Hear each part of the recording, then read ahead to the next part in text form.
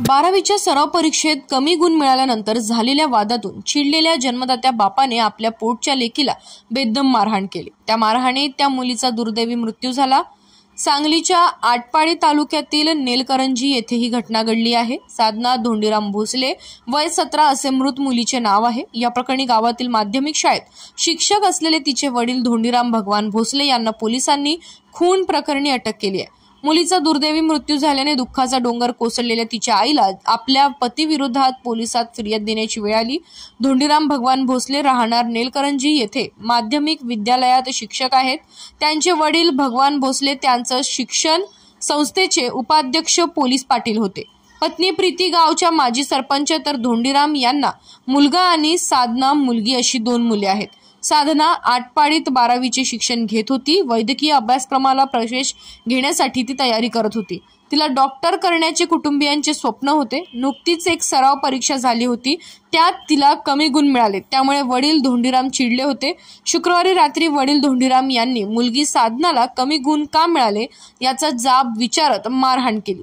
त्याचवेळी मुलगी साधना हिने तुम्हालाही कमी मार्क पडले होते ना पप्पा, तुम्हाला देखील चांगले मार्क पडले असतील तर डॉक्टर किंवा कलेक्टर बनला असता। मुलीचा हा प्रश्न ऐकताच वडिलांना राग आल्याने घरातच असलेल्या लाकडाच्या जात्याच्या लाकडी खुंट्याने साधनाला जबर मारहाण केली। साधनाच्या डोक्याला जबर मार लागला, संपूर्ण शरीराला इजा झाली। तिला दवाखान्यात नेले असता उपचारादरम्यान तिचा मृत्यू झाला। पत्नी फिर्याद दाखल करण्यात आली आहे। आरोपीला पोलीस कस्टडी मिळाली आहे। अधिकचा तपास सुरू असल्याचे आटपाडी पोलिसांनी सांगितले आहे। मी विनय रामचंद्र बहिरे, पोलीस निरीक्षक, पोलीस ठाणे आटपाडी येथे प्रभारी अधिकारी म्हणून काम करत आहे।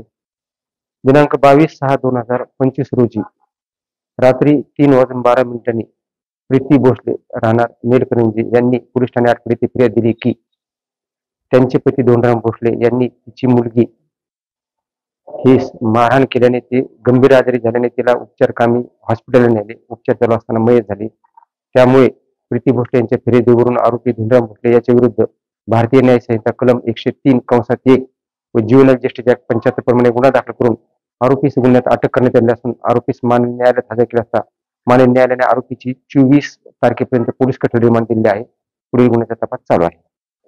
मुलीला कॉलेजमध्ये जी टेस्ट होती त्या टेस्टमध्ये कमी मार्क्स मिळालेले आहेत, त्यामुळे वडिलांनी मारहाण केली आहे।